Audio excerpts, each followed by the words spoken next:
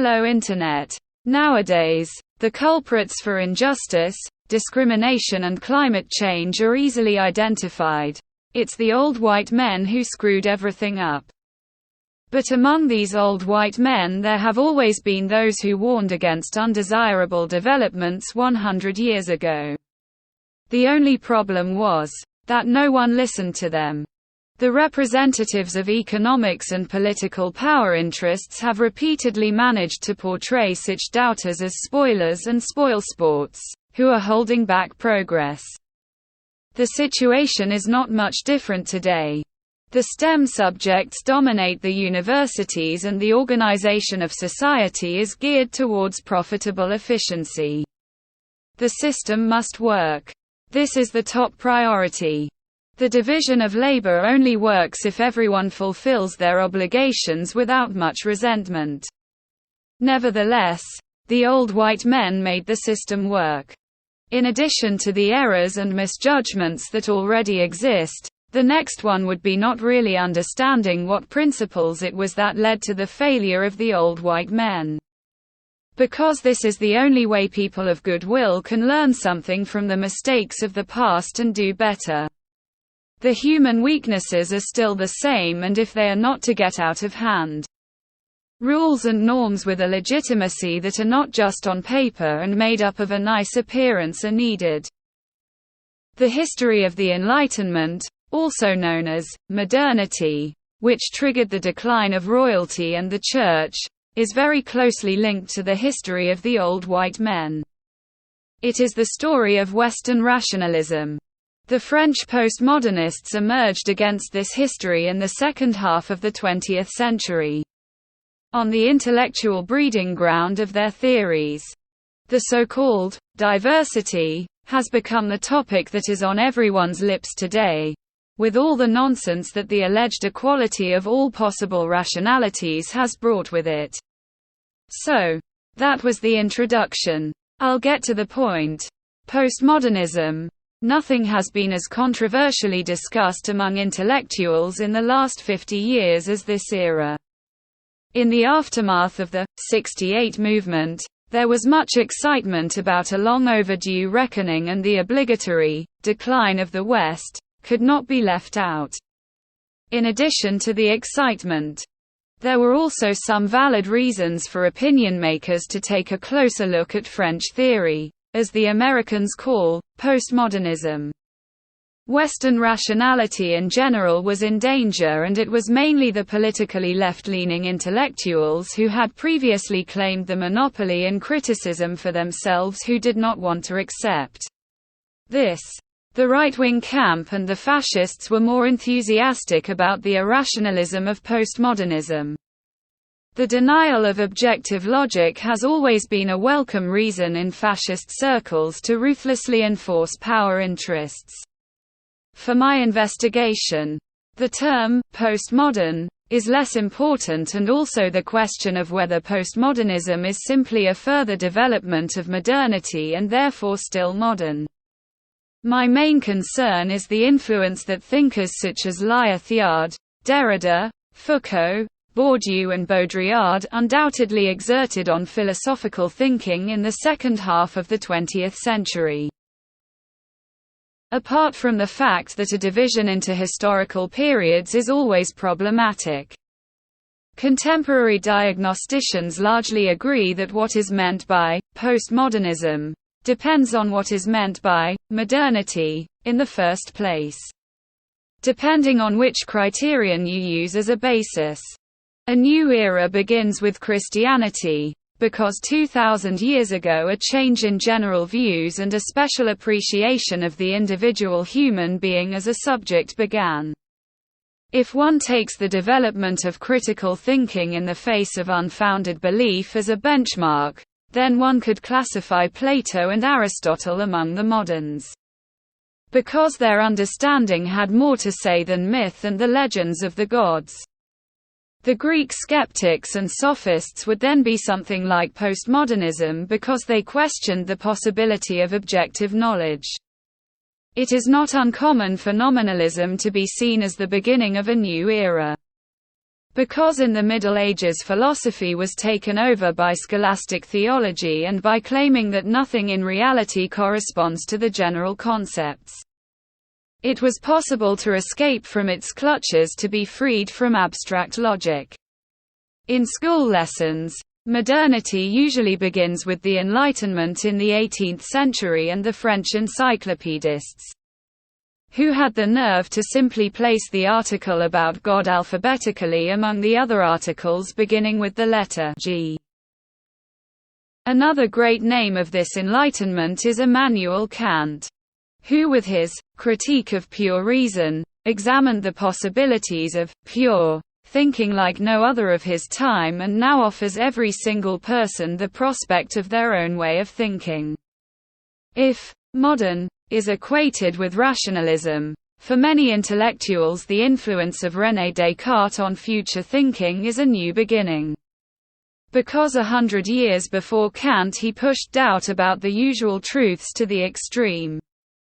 Descartes only wanted to accept one truth as certain, that someone who thinks must also exist. But modernity has also begun with the Renaissance or the Reformation, with Copernicus, Galileo or Newton as the milestones of a new era, depending on whether you see the individual faith or natural science as the most important thing for the progress of humanity was considered.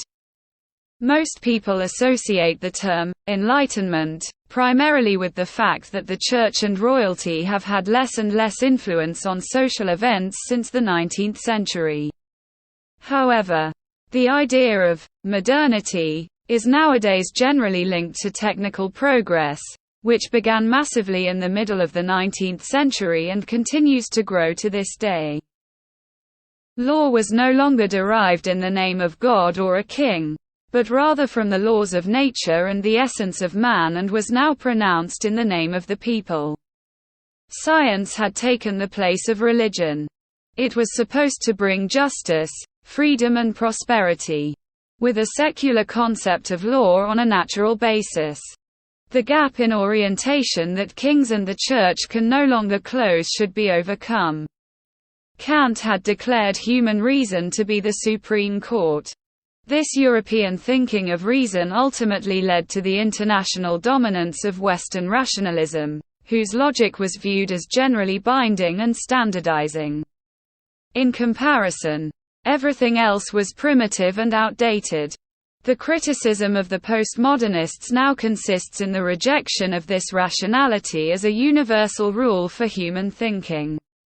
Such criticism has always existed sporadically, but never before had it been formulated on such a radical scale.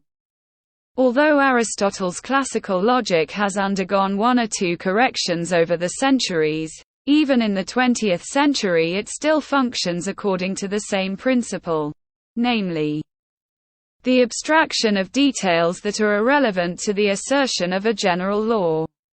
Even Kant did not see any problem in the use of abstract categories.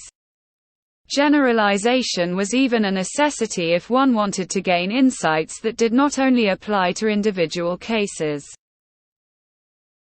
For this it was necessary that the individual be viewed as part of a generality, indeed as the smallest part, but still as something in principle general.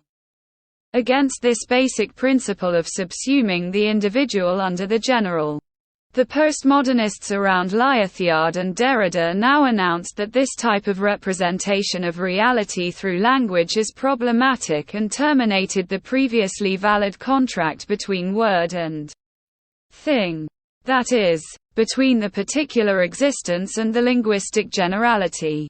From now on, incommensurability, i.e. the logical incomparability between the individual and the general, should apply. The thesis of incommensurability was, in particular, an affront to dialectics and thus to all Marxist theories in which the logical problem of linking word and thing was eliminated by means of a dialectical synthesis of opposites. The intellectual sovereignty of opinion of the science-oriented, established left was over, because with the postmodern rejection of a unified reason, Criticism of everything that did not correspond to this reason, namely the accusation of ideology and false consciousness, had also become obsolete. For truth, the sacred cow of modernity, but also of the left, there was nothing left but the derogatory words of a Melanchthon from the 16th century, which can also be found in Nietzsche's Gay Science. An old woman that smells like grease. The political left did not really have anything to counter the attack of the postmodernists, because it was, no less than all other moderns, exposed to the accusation of authoritarian dogmatism faked as reason and logic. That's why the slogan of the new lack of clarity was a welcome excuse to get out of the affair without a too obvious loss of face. The cannot understand department also spoke up in the TAZ newspaper and named postmodernism the era that is least understood. It was the dark language of the French that made studying postmodernism too difficult to get an overview of. Noam Chomsky, a man who previously commanded my respect because of his criticism of the media, also came out as a non-understander. Anyway, his universal grammar is complete nonsense, on which the postmodern French most probably will leave no good hair on. I suspect that's also why Chomsky doesn't want to understand, because he wouldn't do well in a factual argument. Maybe Chomsky comes to enjoy a general amnesia of rationality which Lyotard and company rolled out for all who don't care about any contradictions at all. Chomsky's example exemplifies the rejection of postmodern ideas among the established left. There are 3 short videos on YouTube that speak for themselves. Linked in the description. Video 1. Quoting Chomsky. The effect that this phenomenon, i.e. postmodernism, as a whole is pretty clear. It allows these people to take a very radical point of view, but one that is completely separate of what else is happening in the world. There are many reasons for this. One of them is that nobody actually understands a word that is being said, comparable to a private language. And Chomsky continues, postmodernism fulfills the function of serving power as an instrument. Video 2. I don't understand a lot of the postmodern works at all. All of this seems to me like a subtle mental exercise that these intellectuals conduct among themselves in an obscure way. The views that some postmodernists have about science are just embarrassing. There is also a tendency for intellectuals to give the appearance of complicated matter. This is a kind of self-protection. But you have to say things in a way that people can understand. Video 3. When intellectuals spout some nonsense in Parisian cafes or in philosophical seminars. It doesn't play such a big role in the rich countries, but it does in the Third World. The lack of serious intellectuals has devastating effects. And Chomsky continues. After prestigious French intellectuals discovered the Gulag as former Maoists and Stalinists, something new had to be found to fill the headlines and post-structuralism was born. Now, when it comes to Bruno Latour, for example, I definitely agree with Chomsky, because his Parliament of Things is undoubtedly nonsense and Derrida and Lyotard also have their inconsistencies. But to completely ignore the French's criticism of language and power as incomprehensible only shows that Chomsky apparently has to use populist methods because he has nothing to offer factually. Such ignorance is actually even worse than the stupid criticism that criticizes self-contradiction in skepticism and relativism. The argument goes, skeptics and relativists would ultimately have to doubt or relativize their own skepticism-relativism, which then makes their views worthless. Even people like Habermas do not hesitate to discredit a respectable attitude with this cheap feint. Such hollow accusations are a common reason for not having to take postmodern thinking seriously. I don't want to overuse the topic of self-reference at this point, but it simply shows very well how perfidious logical thinking can be applied.